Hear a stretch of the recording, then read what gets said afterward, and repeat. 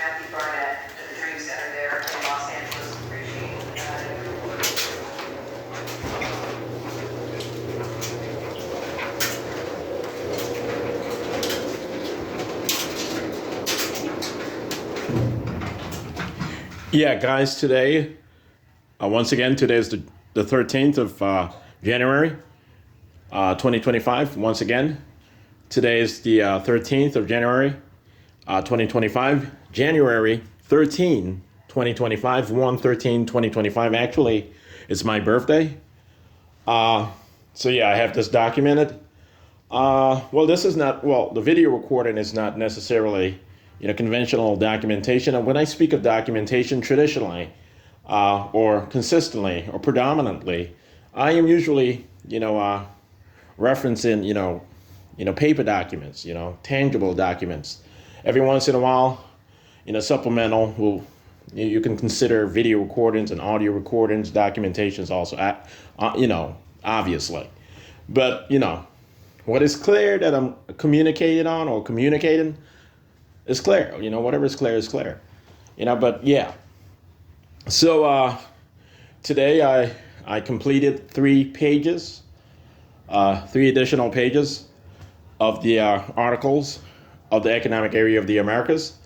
And those specific pages, are on the creation and establishment, the creation and infrastructural establishment of AmeriPol, the police of the Americas, as an agency, and not as some sort of collective of agencies from all over the hemisphere, domestic agencies from all over the hemisphere, settling on conferences and meetings and communication of domestic policies and so forth. In 2026, AmeriPol will literally become an agency, a continental agency, a continental law enforcement agency, and it will be known as the Police of the Americas, and it'll be part of a continuum, indefinite continuum of the integrative order of the Americas when it comes to everything. So we are not only going to integrate the Americas, politically and economically and via socialization, but also what we consider, fundamental parts of conventional societies outside of, politics and diplomacy. So we are entering a new paradigm where that's very comprehensible. The European Union has led the effort of communication on this particular concept or idea or understanding, and I'm pretty sure most folks in the federal government of the United States, they do understand or get a gist of what a continental union is, or what the Union of the Americas is, is going to look like, or what it's going to feel like. Okay, but yeah, so I did, publish the 3 additional pages on my blog site, and I did send it over to a few colleagues and folks of that nature, or actually associates for the most part. And I do have colleagues who are staying in correspondence with me on a more consistent basis, and some of them on a less consistent basis, but they do understand what I'm doing. The contract that I received the contract to write the articles of the Economic Area of the Americas and to instruct the principles of the Commercial Codes of the Americas, as the second part of the Treaty of the Americas.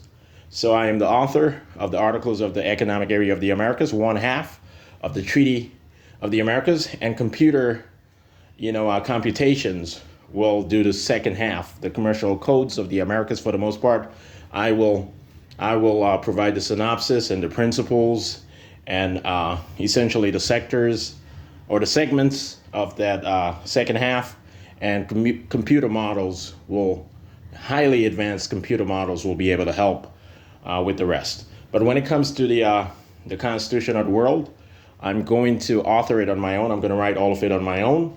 And when it comes to the Constitution of the Americas later on, I'm going to write all of it on my own. But when it comes to the Treaty of the Americas, obviously, when it comes to tax and taxation, theories being applied, when it comes to border, border checks, protocols and procedures, when it comes to these things and so forth, you need computer models and computations and tax lawyers and this and it takes a lot of collective work to be able to do that. Actually commit to doing what is necessary to write up the Commercial Codes of the Americas. But yeah, so what else? Tomorrow I'm going to write 3 additional pages to add to the articles of the Economic Area of the Americas. It's going to be about 100 pages by tomorrow. I will have completed over 40 pages, but tomorrow, that's the truth, I promise you. If you do the counting, you can see that. But I promise you tomorrow, I'm going to write on the Commonwealth of Puerto Rico, currently a United States territory, and it will continue to function as a United States territory, but in 2026, it will be known as a United States district, similar to the District of Columbia.